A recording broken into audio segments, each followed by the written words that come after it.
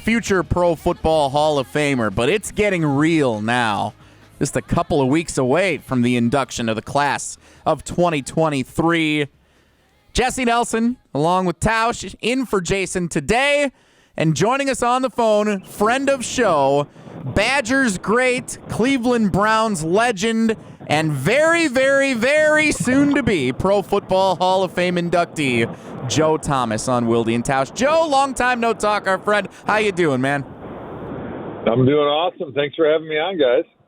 Tausch has questions about smoked meat and all kinds of fun stuff he wants to get into asking you. So one of the reasons that I wanted to have you on is because there's been this big conversation the last 4 or 5 days all about Wisconsin Badgers recruiting and talking about in-state recruits and the value of them, because none of the top 5 recruits of the class of 2024 are committed to the University of Wisconsin. They're making the rounds right now for the class of 2025. Joe, when you've seen this conversation taking place on social media from former players and current players and people who follow the team closely, what have you made of how this is being discussed about Luke Fickell in his first year and the recruiting efforts he's had to find the top recruits in the state coming to the Badgers? Well, I think anytime you're going to have change and turnover at that head coaching position and subsequently all of the assistant coaches, it's going to be pretty tough to retain those guys that are going to be seniors, right? Because typically old staff has built good relationships with a lot of those players. And, you know, Barry Alvarez did a good job building the wall around the state of Wisconsin, but recruiting is such more national of a thing nowadays that it's not really a surprise that people are coming into Wisconsin and recruiting it pretty heavily, some of the bigger programs in the country, because of the wealth of talent, especially at the lineman position that we have within the state, and the success that you've seen a lot of those guys have. So it's a competitive recruiting environment, a lot more so than it used to be. And it takes time to start building up those relationships. So it's not a huge surprise that there's been a little bit of struggle within state recently as far as this first class goes, just because this is a new staff, and it does take some time to build those relationships.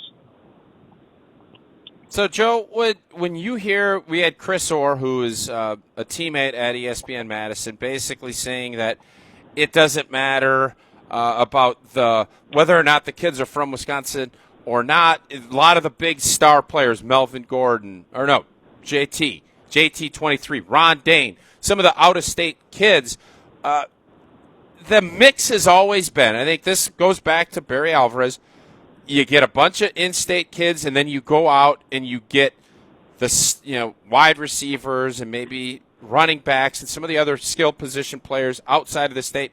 That was the formula. I think Luke Fickell's formula is I just want to get a ton of talent, a ton of great players in here. I don't necessarily care where they're at, but we still want to keep the Wisconsin guys here that we want. It's just, as you just mentioned, there are relationships formed. He was coaching at Cincinnati for a long time, has a lot of relationships in that area, because I still think while it is more national, a lot of recruiters are looking at this and they say 250 miles is kind of that radius where people can still feel like they can get to, parents can get to a lot of the games, and that still is going to be kind of that core or that foundation of what you're trying to build, regardless if it's at Wisconsin, Cincinnati, or anywhere else.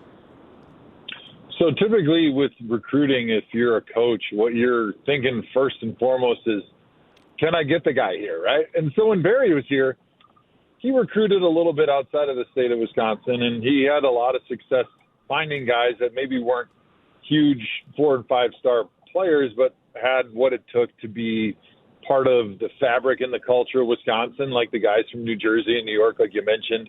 We had a couple guys from California. You get a couple guys from out of state, but for the most part, the core was built within Wisconsin because those are the guys that we could get, right? It was not yet a destination school, and I think Luke Fickell's changing that a little bit, where you're starting to see guys that are 4- and 5-star guys that maybe Wisconsin wouldn't have had a chance with previously are seriously considering Wisconsin. So I think that net is a lot bigger.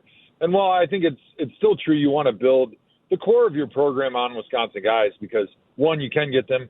Two, they're going to have a little bit more buy-in, even if they're not big stars because it's more important to them if they grew up Badger fans to be able to contribute in any way they can.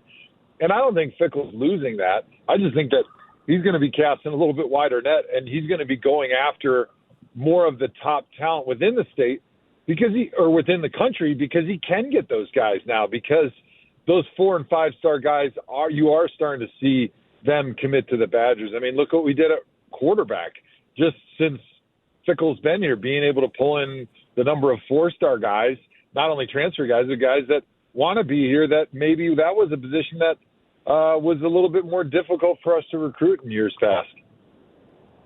Yeah, I think the mindset has changed a little bit. It's more. I always felt like we maybe even had a little bit of an inferiority complex, and you can't continue to chase after all these kids, and you don't get.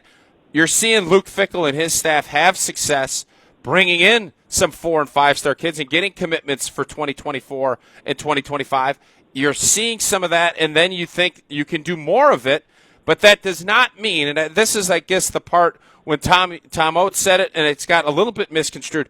That doesn't mean that Luke Fickell, if there's kids in Wisconsin, that you're going to turn a blind eye and say, no, we're going to do this. You're still going to focus on the kids you want from the state of Wisconsin. You just are casting that wider net and going out because now you're having more success chasing down some of these 4- and 5-star recruits from all over the country than maybe we've had in the past. And that's the bottom line. If they go out and they have a good season right now and they want guys in Wisconsin at the end of this year, they're going to be able to get those guys from Wisconsin because by and large, players that grew up in this state, there's only one college, right? And it's not like our allegiances are all that shattered or they don't go in a lot of different directions if you grew up in the state. Like, you're a Badger fan. And if that team is having a lot of success and it's the place that people want to be, especially outside of the state, you're going to get anybody from the state that you want. And I think that'll be the great thing about this sort of strategy and having Luke Fickell with his little bit more talented recruiting prowess and history of being a top-level recruiter. I think that's going to be the benefit long-term. And the key is just going to be about getting those wins in the first couple of years.